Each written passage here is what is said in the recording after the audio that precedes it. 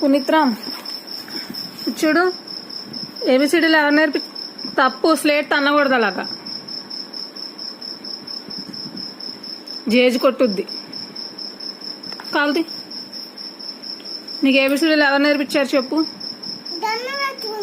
పెట్టుకో. స్లేట్ ఎవరు కొన్నారు? ఎక్కడా? ఎక్కడ కొన్నావు?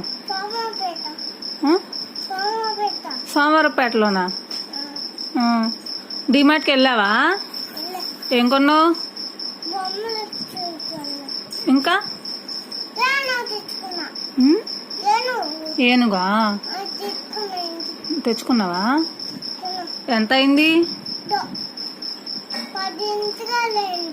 10ంటికి వెళ్ళావా?